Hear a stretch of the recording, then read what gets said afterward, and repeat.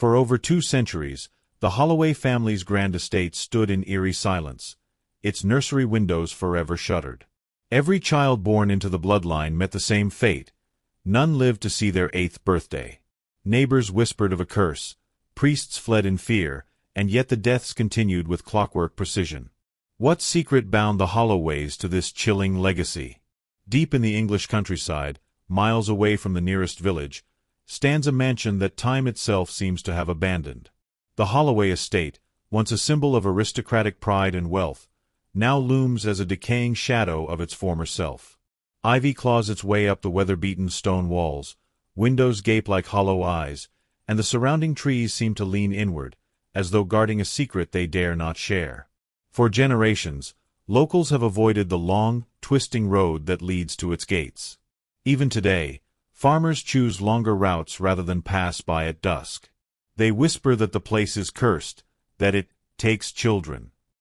At night, those who have camped too close to the property report hearing soft lullabies drifting through the wind, melodies that no one can quite place in time. Some claim they have seen empty swings in the overgrown garden swaying slowly, though there is never any breeze. Others speak of small shadows darting across the upper windows, as if unseen figures are still playing inside rooms that should have been silent for centuries. In the early 1800s, the Holloways were not merely landowners. They were one of the wealthiest and most influential families in the county.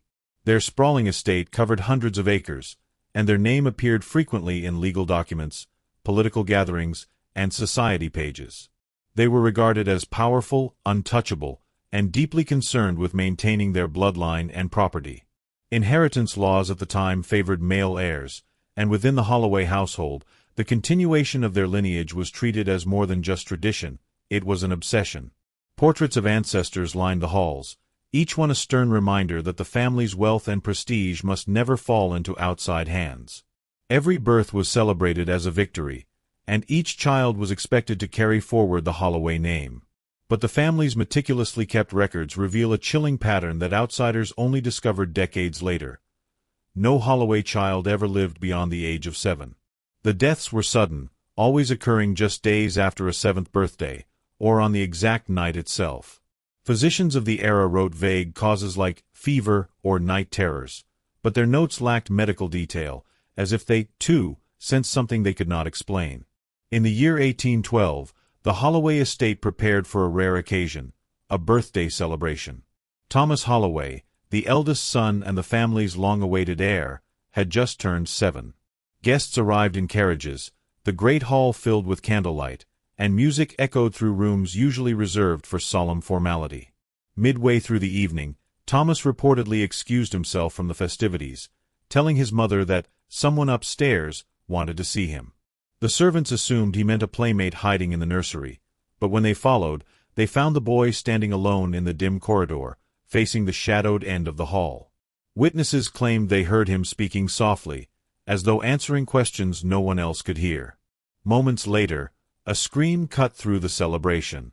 Thomas was found collapsed, eyes wide open but lifeless, with no visible injuries. The family physician declared it natural causes, though he could not name a specific illness.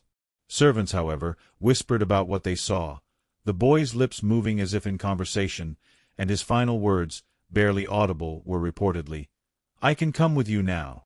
As the decades passed, the Holloway tragedy repeated itself with chilling consistency. Each generation brought new children, and with them came the same cycle of dread. At first, the infants thrived, healthy, well-fed, and adored by anxious parents desperate to outwit whatever force haunted their bloodline. But as their 7th birthdays crept closer, the same signs emerged. The children would wake screaming from violent nightmares they could never fully describe, only muttering about a tall shadow or the singing man upstairs.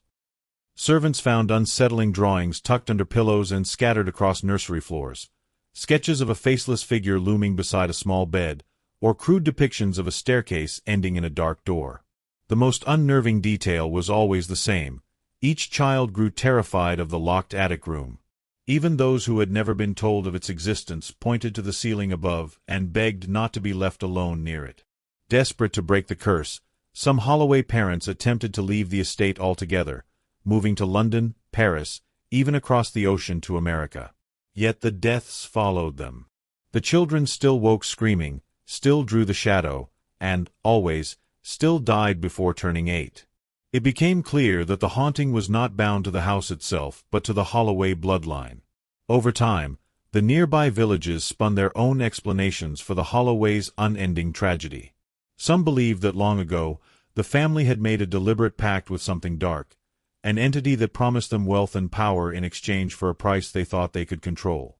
That price, according to whispered tales, was the life of a child every generation.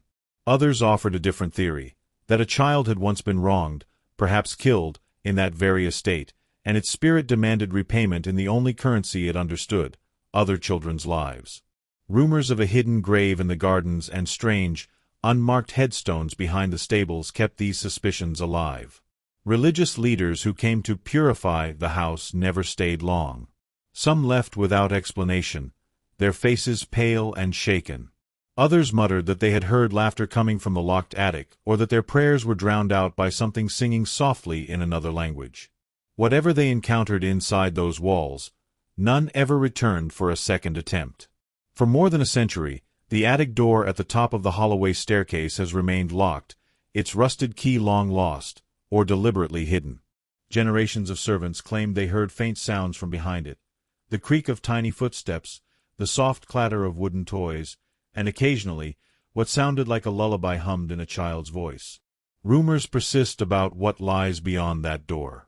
Some say the attic was once a nursery, abandoned in haste. They imagine shelves lined with dust-covered dolls, tiny shoes scattered across warped floorboards, and a wooden cradle in the center, its bedding stained a dark, unidentifiable color.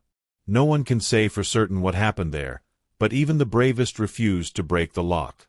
The last known Holloway heir, desperate to end the curse, attempted to burn the entire mansion to the ground in 1896. The fire consumed the lower floors quickly, yet when the flames reached the attic staircase, they stopped as though hitting an invisible barrier. The blaze died unnaturally fast, leaving the attic untouched while the rest of the house smoldered in ruin.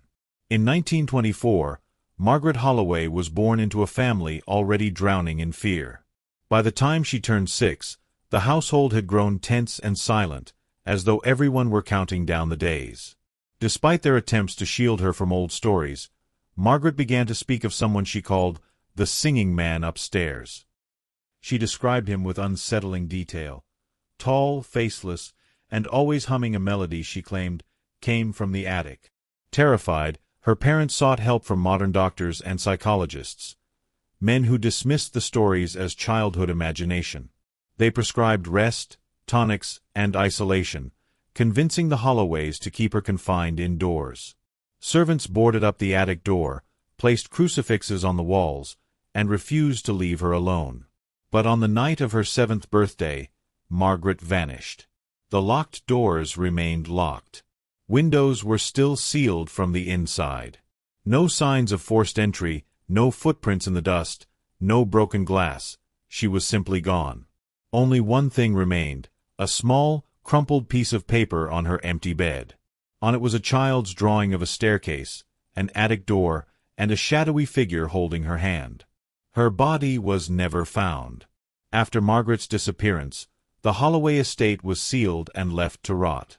The surviving relatives sold what they could, fled the countryside, and swore never to return. Over the years, the once magnificent mansion has crumbled into a hollow shell, roof collapsing in places, gardens overrun with thorns, and hallways carpeted in thick dust.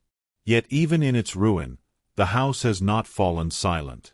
Urban explorers who sneak past its rusted gates claim to hear faint children's laughter echoing through the empty halls.